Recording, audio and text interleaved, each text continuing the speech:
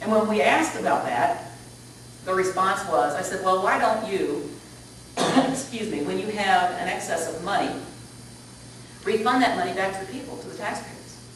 Well, no, we'll put that to a new swimming pool the next year and we'll just say we had excess money. So then, there again, they have wasted your money without your vote.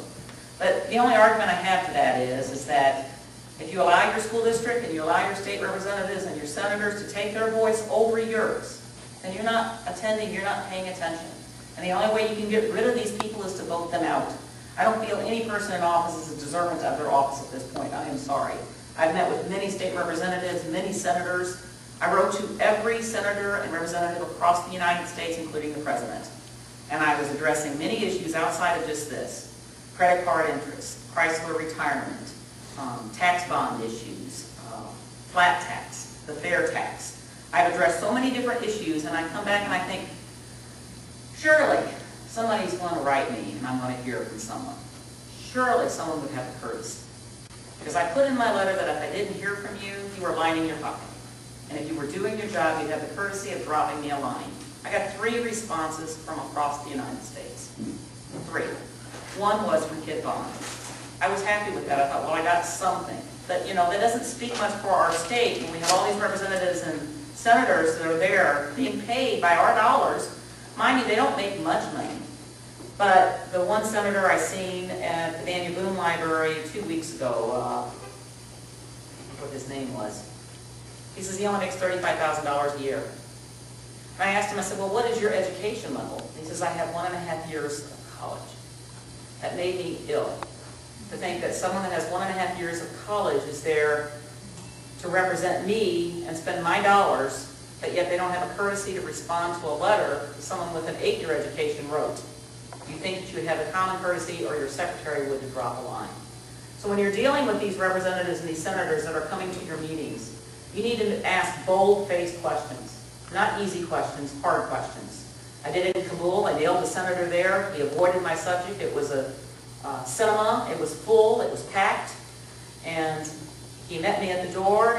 I dressed down. I dressed in common clothes. The name of my business is Poor Man's, because I feel no one feels rich after they pay taxes. Nobody. So I have always kept my attire this way. If you want me to put the suit on, it's $250 an hour to talk to me. I prefer to wear my blue jeans, and most people prefer to see me that way. This guy came in that way, so I didn't know he was a senator. I sat beside him for the whole time while everybody was speaking. He got up to talk. He opened it up for questions, and he avoided me altogether until I was the last. And I literally had to stand up, and I was point blank in front of him and saying, oh no, here I am. You have to make them stand up to the plate and answer your questions directly. Someone got asked about the health care reform in New London, and the woman circled it about how many children were getting Medicaid and how many people were on Social Security. And the question has to be asked in a way that forces them to look at it as you are looking at it, not how you think they're going to perceive your question and ask me point blank. So I'll give you the example. Are you for the health care repeal act? Are you for Obama's plan? I think that's kind of how the question was, and she went into this whole gamut. The question shouldn't have been asked that way. I am going to be forced upon this health care plan. Are you going to be on the same plan as I am? I want the plan you're on. Are you voting for ours? And if this gets voted in, are you going to sign for it or against it? So put your questions in a way that forces them to answer you directly, not to circle your answer. That's the gist of it. I do need helpers. I know there's not very many people here, and most of you, I think, I've signed up. So if you want to sign up for your area to help me get signatures, I've got some folders here. If you haven't signed my petition, I have petitions here. And if you have questions or anything outside of what I've done here, ask them now. Yes? Okay, so this is to eliminate the current taxes, or is it preventing new ones? Eliminate. And this is, again, this is on personal property and real property. Yes. Now, I do know, and you know, I deal with my municipal government a lot, and I know what our portion of the real estate tax goes to. And it's not even thirds, but there's 3 categories. Some goes to general revenue, a big chunk goes to debt service, and then up until recently, The other portion of that was for parks. And that's the only funding that parks receive is from that real estate tax. And there's a number of municipalities around Missouri that are this Chapter 90 parks.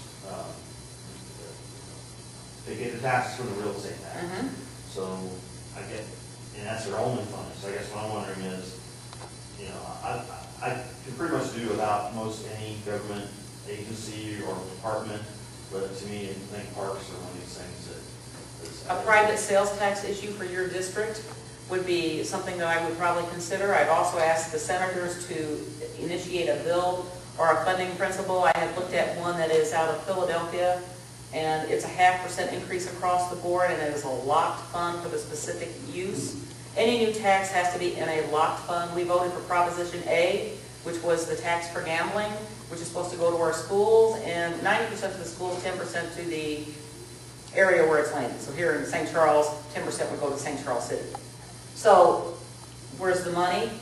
Well, it just dumps into the general fund. 25% is the amount the school get of the general fund, and that money's filling it up, so the state's taking the money back out. That's the thing, that the real estate tax for parks under Chapter 90 has to be in a separate fund, and actually it sets up a parks board that has exclusive control over that fund. No city official can even sit on the parks board, so it's a way to try to keep the politicians' hands out of the parks money.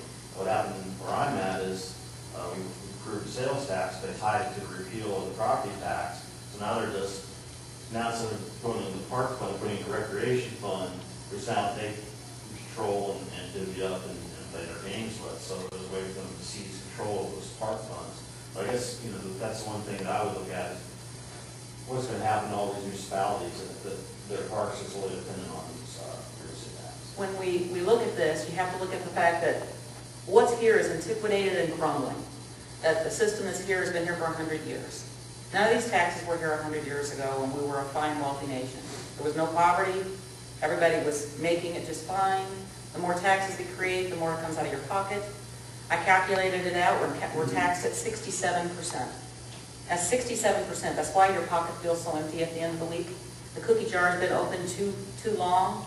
We have a gluttinated government office that's gotten way overweight with our dollars, and they think our pockets are long and deep, and our pockets are quite empty. So the only way that you can do this is start somewhere. I'm not saying that what I've done is the fix-all. By all means, it's not the fix-all. But each thing that has a problem, that has something that has to be funded for it, has to be addressed. And that's what I want the representatives and senators to step forth for. But I want it, when it's done, to be locked and approved by the people. Well, I guess that's, you know, I want to make sure, so I know what kinds of questions, if I put a petition from somebody, I'm going to get. And I guess in other cases, these taxes were approved by voters. Now, granted, they were the voters in that taxing district. But they might have been approved for one thing, and then they've dictated it to something else. Well, yeah, but I guess what I'm wondering here is this would then be repealing taxes that have been approved by some vote. It cancels real estate and personal property taxes completely. Any new tax has to be voted on by the people, not by government, not behind closed doors. So if the people decided that they needed a park tax that was for your area, and it was voted on and approved by the people, then you would have that park tax. So you basically wipe the slate clean and yes, I want it to be a new thing where it's locked. And what I was told about Proposition A was that it was an initiative petition that was wrote incorrectly. That they left it open, and that's why the state can handle the money. So when I did mine, I had to close all doors to avoid the conflict that's going on now with Proposition A. The schools don't even know what's going on. And I found that out from a state representative. The schools don't know where the money's at. Why aren't they getting it? So I don't want the question to say, where is it at? And I don't want to be the person that has to say that, well, I did this. I want to be the person that says, I opened it up. Now it's time to be fixed. Each one of these issues, each one of these taxes has problems with them. And we've allowed them to be created. We've allowed them to do what they want with our money. So now we have to step in and fix it. Our government's not going to back out and say, hey, we made a mistake, here's your money back.